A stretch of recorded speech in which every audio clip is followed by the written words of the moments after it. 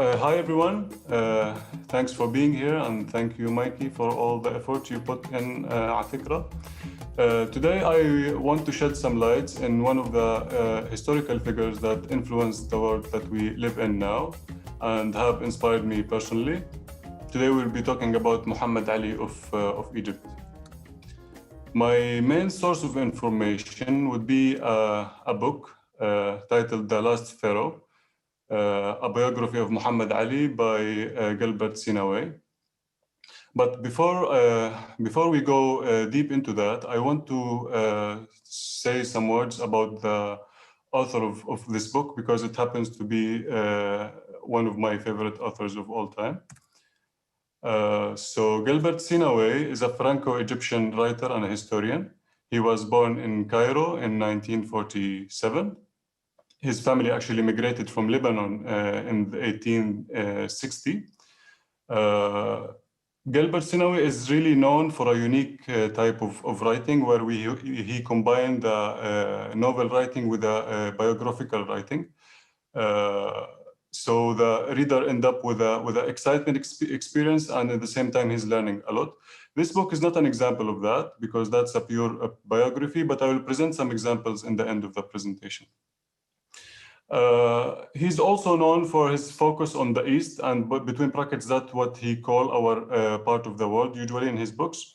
He wrote, for example, a full series about Egyptian history. He wrote about the post-World War II Arab states.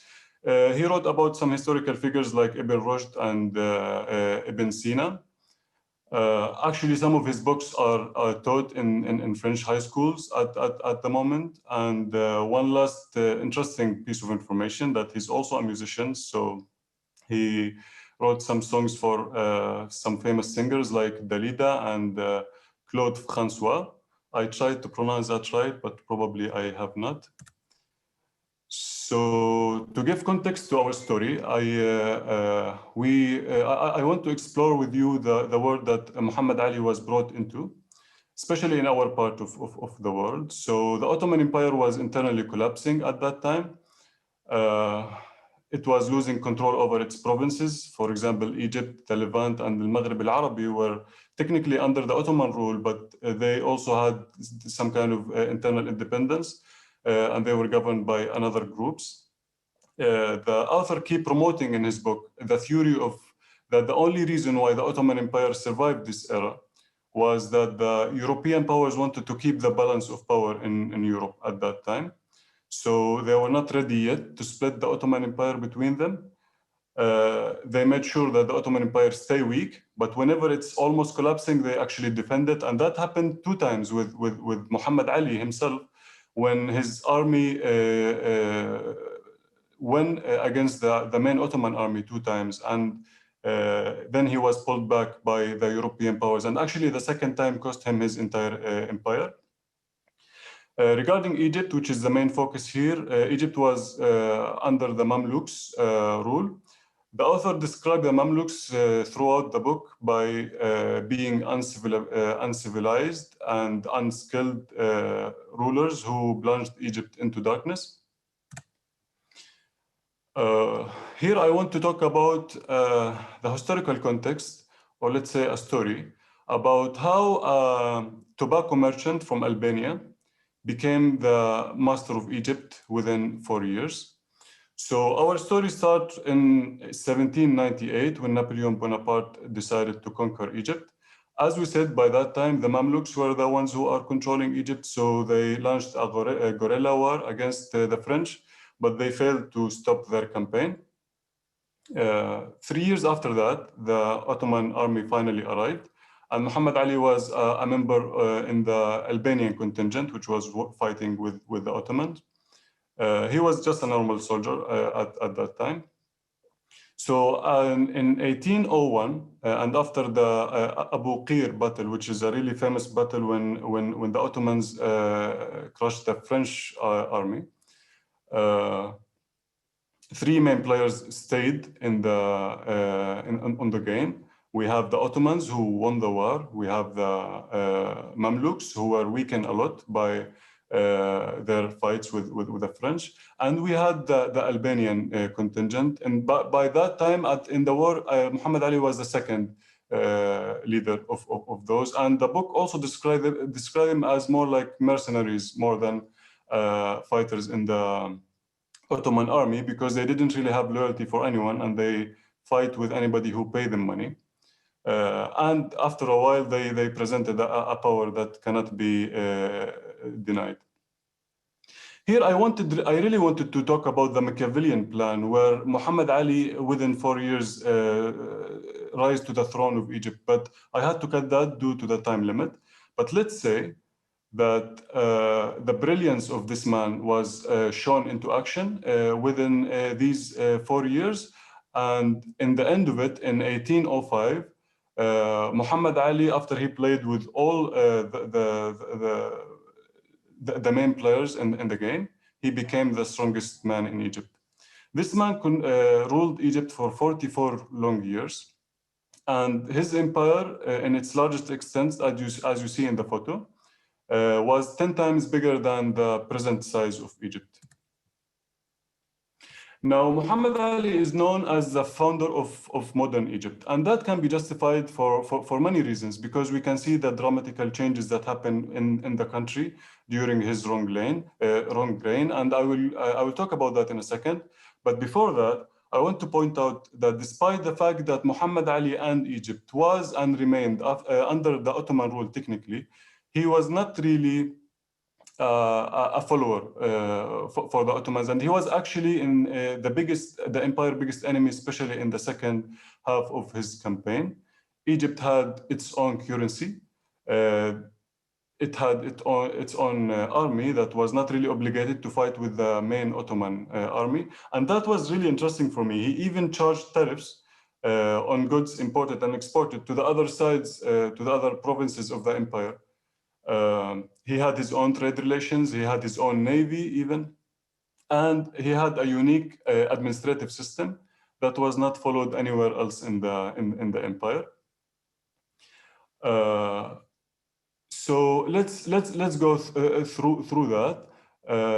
When Muhammad Ali took the throne of Egypt, the Egyptian economy was scrambling. So to solve that, the first thing he did was considered radical even by the standards of that times. And remember that we're talking about the 18th century.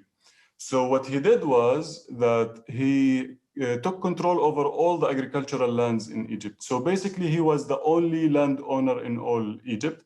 Of course, he compensated the previous landowners, but for sure that was a fracture of the real worth of these lands. Despite how strict that was and how radical that was, it helped him to regulate what Egypt produced and what it sell to outside world.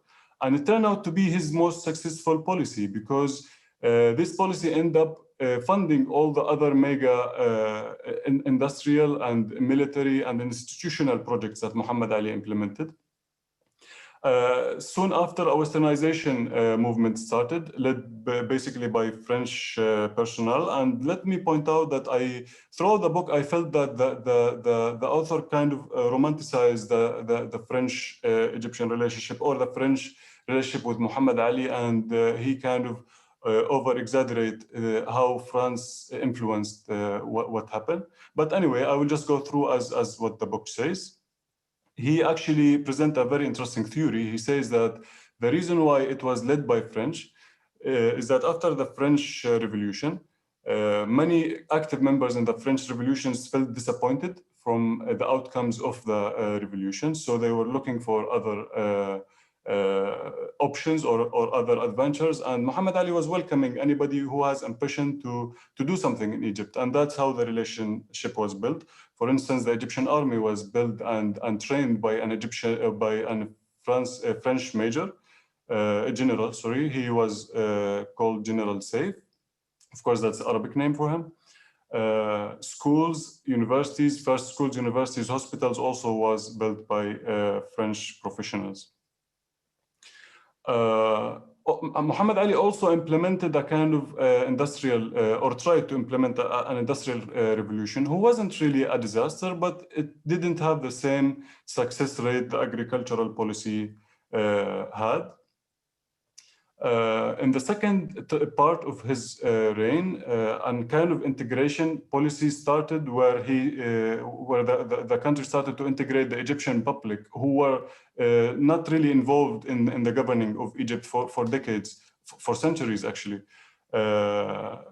So this integration started, and the book says that this started when Ibrahim, who was the son of Muhammad Ali, started to have more influence. Ibrahim identified himself as Egyptian. He said, "I'm not Albanian, I'm not Turkish, I'm Egyptian," and he spoke Arabic as his first language, in the contrary of his father, who actually never spoke Arabic. Here I want to point out to some key points that I found interesting about Muhammad Ali. So he claims that he was born in 1769. Now historians argue that that was not true, and he only said that to connect himself to Napoleon Bonaparte, who was born in this year, and he was actually born in 1770. Now here again, I think there's some kind of bias for anything French in the book, but you know, that's what the book says. Another interest. Sorry to interrupt, but you only have 2 minutes left, just so you know. Yeah, okay, thank you. So Muhammad Ali was illiterate. He never spoke Arabic. He didn't really know how to read or write, and he never spoke Arabic in his life. The legacy of Muhammad Ali, so the acquisition of the agricultural lands was one of his main legacies. The slaughter of the castle, this is when he got rid of the Mamluks once and for all. It's also a brand for him. The Egyptian Navy was created by him from scratch. Also, some monuments, many monuments in Egypt is considered his legacy, which is also confusing, because one of the famous story about him is that once he ordered to destroy the pyramids, so he can get some marble to build a factory which was near the pyramids, and he stopped that in the last second, which turned out to be a luck for all of us. So that's it from my side. I just want to recommend two other books to know more about the topic. Both of them are also written by Gilbert Sinoue, and this is where he used his unique writing style. They're a lot of fun. I really recommend them. And that's all from my side. I hope you enjoyed it, and let me know if you have any questions. Thank you very much.